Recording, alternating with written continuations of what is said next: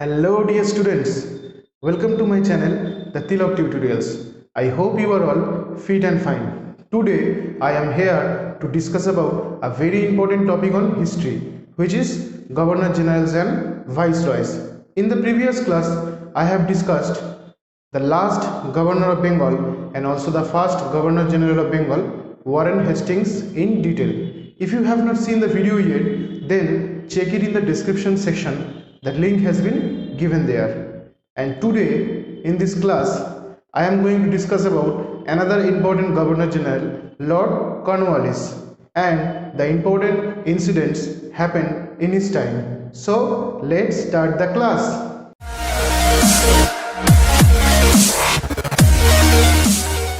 Our today's topic of discussion is Lord Cornwallis, who is the second Governor General after Lord Warren Hastings. And the first important incident happened in his time is Third Mysore War.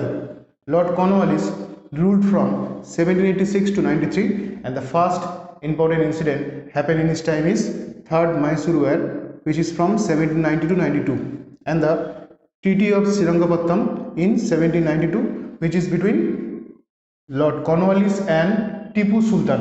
তাহলে Lord কর্নওয়ালিসের সময়সীমা 1786 থেকে 93 এবং তার সময় প্রথম যে গুরুত্বপূর্ণ ঘটনাটি ঘটে সেটা হলো থার্ড মহীশূর ওয়ার, যেটা 1790 থেকে 92, এবং তারপরে দ্য ট্রিটি অফ শ্রীরঙ্গপত্তম অর্থাৎ শ্রীরঙ্গপত্তমের সন্ধি হয়েছিল কর্নওয়ালিস এবং টিপু সুলতানের মধ্যে।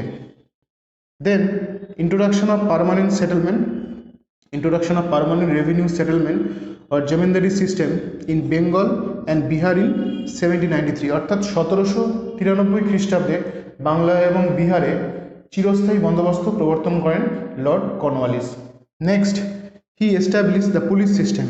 তিনি ভারতবর্ষে পুলিশি ব্যবস্থা প্রবর্তন করেছিলেন। এটা তার একটা গুরুত্বপূর্ণ কাজ, তিনি ভারতবর্ষে পুলিশি ব্যবস্থা প্রবর্তন করেন। Next, a new law named Cornwallis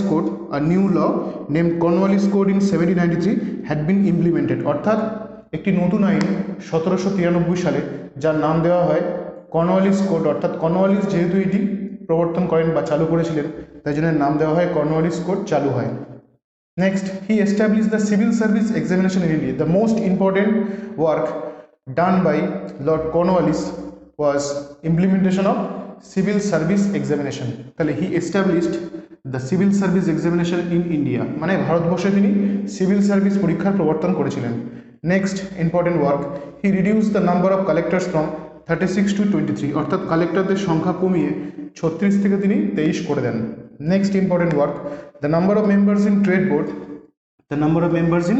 trade board had been reduced from 11 to 5, অর্থাৎ ট্রেড বোর্ড বা বাণিজ্য বোর্ডের সদস্য সংখ্যা কমিয়ে 11 থেকে 5 করে দিয়েছিলেন এই Lord Cornwallis.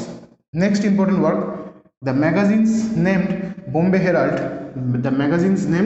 Bombay Herald in 1789 and Bombay courier in 1790 were published, অর্থাৎ দুটি গুরুত্বপূর্ণ ম্যাগাজিন বা পত্রিকা, একটির নাম হচ্ছে বোম্বে হেরাল্ড যেটার ছাপা হয় 1789 সালে এবং আরেকটি হচ্ছে বোম্বে কুরিয়ার যেটি ছাপা হয় 1790 সালে। ঠিক আছে, তার সময় এই দুই পত্রিকা প্রকাশিত হয়েছিল। একটির নাম হচ্ছে বোম্বে হেরাল্ড 1789 সালে এবং একটির নাম হচ্ছে বোম্বে কুরিয়ার 1790 সালে। ঠিক আছে, এরপরে আরেকটি গুরুত্বপূর্ণ ঘটনা হলো Varanasi Sanskrit college was established in 1792 by Jonathan Duncan, অর্থাৎ 1792 সালে Jonathan Duncan Varanasi Sanskrit college প্রতিষ্ঠা করেন। তাহলে এটাই হচ্ছে কর্নওয়ালিসের সময় ঘটা গুরুত্বপূর্ণ ঘটনা। ওকে, so in this class I have discussed about Lord Cornwallis, who is the second Governor General after Lord Warren Hastings, and the important incidents happened in his time in detail. And if you like this class, please subscribe my channel and do share with your friends. Thank you very much for watching.